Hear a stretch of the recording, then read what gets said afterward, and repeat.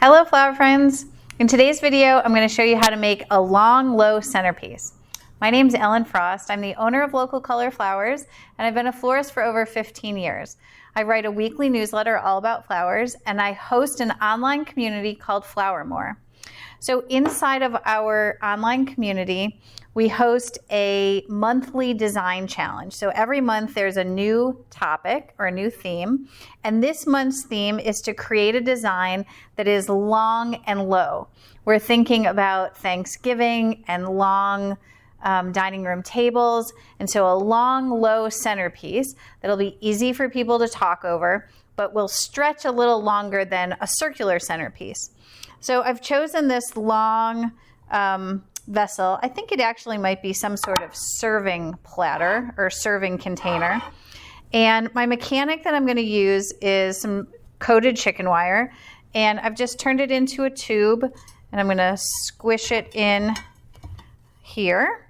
And I don't have anything holding it inside the container, but I am going to just put a piece of waterproof tape over it to hold it inside.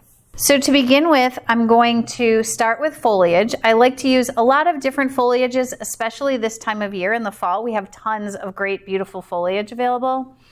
And I'm also thinking, like I said, evoking that sort of Thanksgiving feeling. So I want to use some edible foliage. So this is sage. And every time I smell it, I think of Thanksgiving. So I'm going to use a little bit of this sage in here.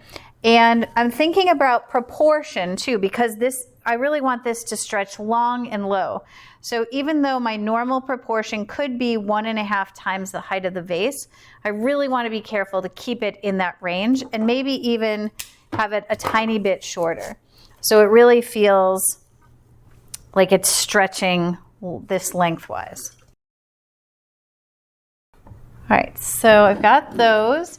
I'm going to put in some of this cabbage. So this is cabbage season. We're just starting. So the thing about cabbage, ornamental cabbage, is that it starts off green like this. So this is heading into November. But as the season gets colder, this is really going to become a much darker purple or pink, depending on the variety. You're going to start to see a lot more of that color form, but that color comes with the cold weather.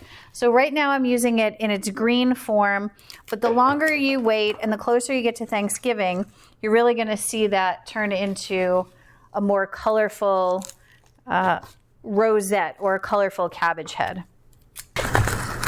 So besides my foliages, I want to add a little bit more interest.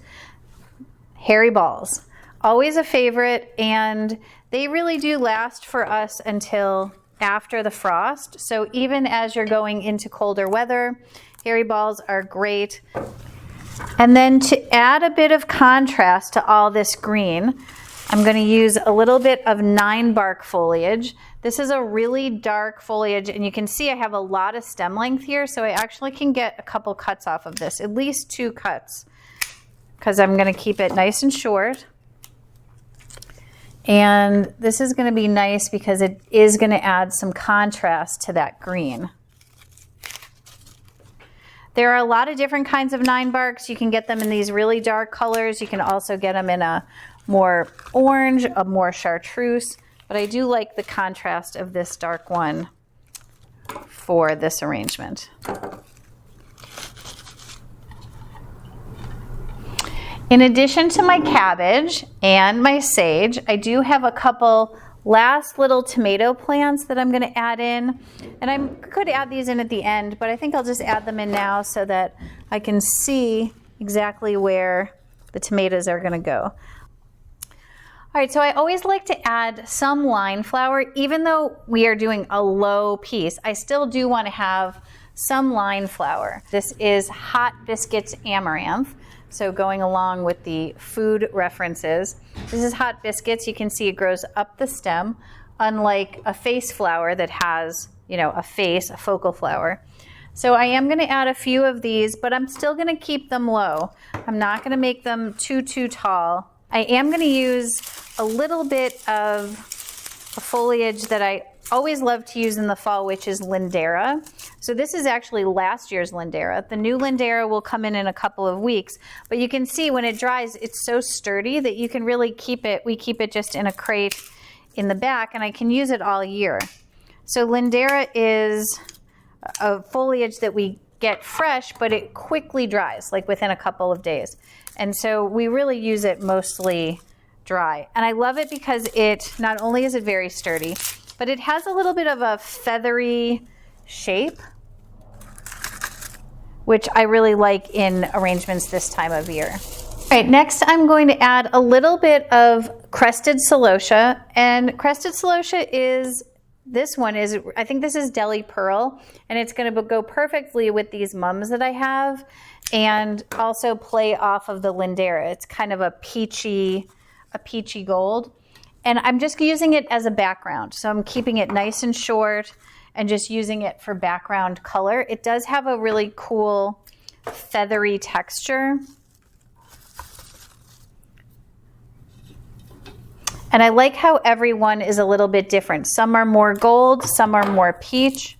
All right, next I'm gonna put in some mums. These are gonna act as more, well, this one first put in. This one has a little bit more of a daisy-like look, so it's gonna be more of a filler flower, and I can break it up into lots of little side shoots. And I can keep them a little bit taller.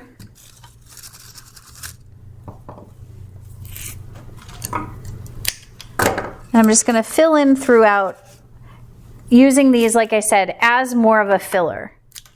This is, we were talking about disbudding in one of my recent newsletters, and I was saying how much I love disbudded mums, and I do. However, when you have spray mums, the best way to use them is like this, where you can break them into small pieces and not use them as a single stem, but actually break them into small side shoots and use them like that. So now I'm gonna put in some larger mums. These are also a spray, so there's a couple blooms at the top of each stem. And I'm gonna try to leave them as they are rather than taking off a lot of their sides. Try to use them as they are. So I'm just taking a look and filling in any spots where I feel like there might be a hole or I want to add a little bit more color.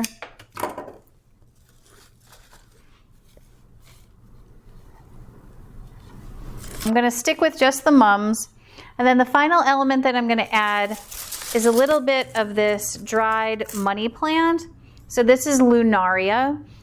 It is a dried, again, a seed pod. This time of year, we're always trying to use flowers and plants in all of their transitions. So we use these in their dried seed pod form.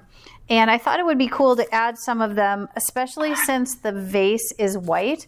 I thought it would add a little bit of connection to the vase since we don't have any other white flowers in there. And these really do not need to be in water, so you can cut them and just tuck them in if you want.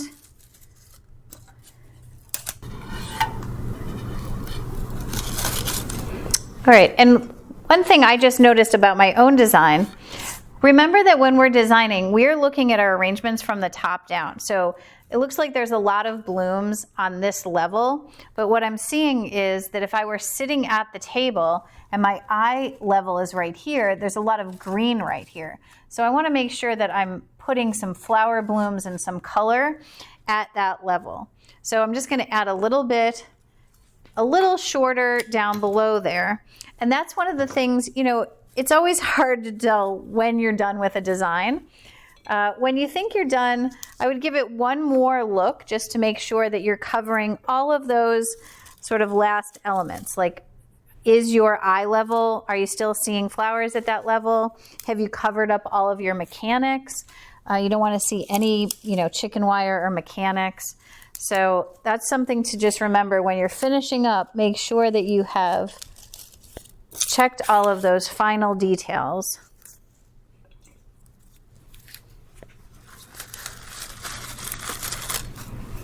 All right, so that's better. Now you can see I've got a lot more color at eye level there. All right, so I think this one's done. This is a long and low floral design for a fall table.